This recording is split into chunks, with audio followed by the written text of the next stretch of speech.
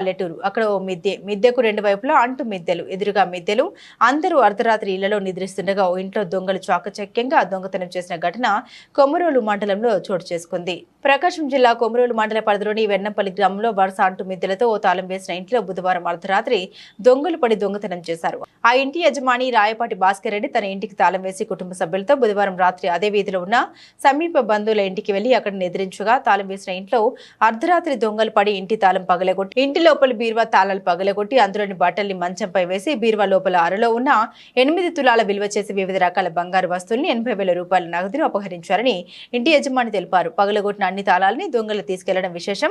ఉదయం యజమాని ఇంటికి వచ్చి చూడగా దొంగతనం జరిగినట్లు గుర్తించి పోలీసులకు సమాచారాన్ని ఇవ్వగా రాచర్ల సబ్ ఇన్స్పెక్టర్లు కోటేశ్వరరావు, కొమరోలు పోలీస్ కానిస్టేబుల్ ప్రసాద్ అక్కడికి చేరుకుని మార్కపురం క్లూజ్ టీమ్ కు సమాచారం ఇవ్వగా clues team circle inspector Abdul Khader, clues team constable Subbarao ఆధ్వర్యంలో వేలి ముద్రలు సేకరించారు. మారుమూల గ్రామంలో చుట్టుపక్కల మరియు ఎదురుగా ఇళ్లు ఉండగా దొంగతనం జరగడం పట్ల వెన్నంపల్లి గ్రామస్తులు ఆవేదన వ్యక్తం చేశారు.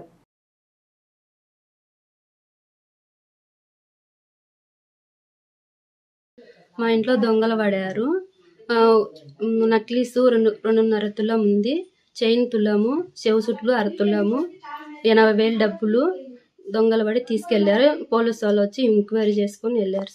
మా ఇంట్లో సార్ వేరే మా బంధువుల ఇంటి దగ్గర అనుకుంటే తాళం పగలు కొట్టి ఇంట్లో దొంగలు పడి తీసుకెళ్లారు.